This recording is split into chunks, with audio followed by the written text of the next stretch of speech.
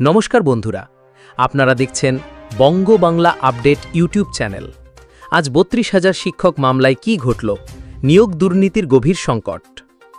কলকাতা হাইকোর্টে ৩২,০০০ প্রাথমিক শিক্ষকের চাকরি বাতিলের মামলা নিয়ে আজ শুনানি অনুষ্ঠিত হল, জানিয়ে পশ্চিমবঙ্গের শিক্ষা ব্যবস্থায় এক নতুন সংকট তৈরি করেছে। এই মামলা শুধুমাত্র আইনি লড়াই নয়, বরং রাজ্যের শিক্ষা ব্যবস্থার গভীরে থাকা দুর্নীতি এবং অনিয়মের প্রতিচ্ছবিও বটে। কলকাতা হাইকোর্টের ডিভিশন বেঞ্চে এই মামলার শুনানি চলছে এবং পরবর্তী শুনানির দিন ধার্য হয়েছে ১৮ জুলাই।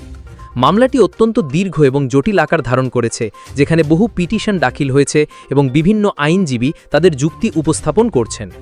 ৩২,০০০ শিক্ষকের পক্ষের আইনজীবীরা তাদের বক্তব্য জোরালোভাবে তুলে ধরেছেন, কিন্তু মামলার ভবিষ্যৎ এখনও অনিশ্চিত। সুপ্রিম কোর্টের শুনানিতে শিক্ষকদের পক্ষে সিনিয়র আইনজীবী প্রতীক ধর বেশ কিছু গুরুত্বপূর্ণ যুক্তি উপস্থাপন করেছেন। প্রশিক্ষিত ও অপ্রশিক্ষিত বিভাজন। আইনজীবী প্রতীক ধর প্রশিক্ষিত এবং অপ্রশিক্ষিত প্রার্থীদের মধ্যকার বিভাজন নিয়ে প্রশ্ন তুলেছেন। তিনি বলেন, ২০১৯ সালে যদি আবেদনকারীরা প্রশিক্ষিত হয়ে থাকেন, তবে অপ্রশিক্ষিত প্রার্থীদের চাকরি বাতিল করে প্রশিক্ষিতদের বহাল রাখার সিদ্ধান্তটি স্ববিরোধী। অ্যাপটিটিউড টেস্ট এবং স্বাভাবিক ক্ষমতা। শুনানিকে বলা হয় যে মূল্যায়নের দুটি অংশ ছিল, ভাইভা বোস সাক্ষাৎকার এবং অ্যাপটিটিউড, যা কার্যক্ষেত্রভাবে শিক্ষাদানের স্বাভাবিক ক্ষমতা বোঝায়।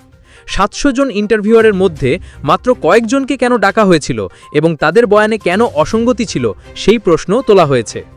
প্রমাণ আইনের লঙ্ঘন, ধারা ১৬৫বি।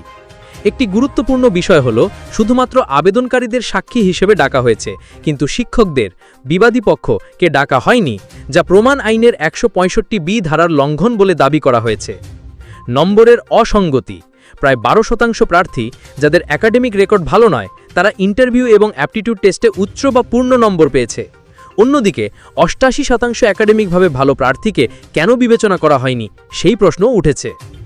দুর্নীতির অভিযোগ এবং বিচারপতির মন্তব্য। বিচারপতি নিয়োগ প্রক্রিয়ায় বিরাট দুর্নীতি, বিশাল কেলেঙ্কারি, বিপুল অর্থ লেনদেন নিয়ে বারবার দুঃখ প্রকাশ করেছেন।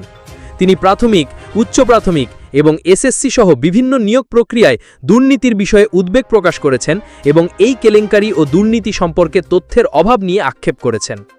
বোর্ডের গোপনীয়তা। পশ্চিমবঙ্গ প্রাথমিক শিক্ষা পর্ষদ ২০১৬ সালের প্রাথমিক শিক্ষক নিয়োগ সংক্রান্ত সমস্ত নথি গোপন রাখার নির্দেশ দিয়েছে। পর্ষদের মতে বিষয়টি সাব জুডিস হওয়ায় প্রকাশে আনা যাবে না, কিন্তু বিরোধী দল এবং শিক্ষক সংগঠনগুলো এই গোপনীয়তার বিরোধিতা করে অভিযোগ করেছে যে সরকার এবং পর্ষদ অযোগ্য ব্যক্তিদের রক্ষা করার চেষ্টা করছে। এই মামলা পশ্চিমবঙ্গের শিক্ষা ব্যবস্থার জন্য একটি গুরুত্বপূর্ণ মোড়। ৩২,০০০ শিক্ষকের ভবিষ্যৎ কী হবে তা এখনও বলা কঠিন, তবে এই মামলার রায় রাজ্যের শিক্ষা ব্যবস্থায় স্বচ্ছতা এবং জবাবদিহিতা ফিরিয়ে আনার ক্ষেত্রে একটি গুরুত্বপূর্ণ ভূমিকা পালন করবে।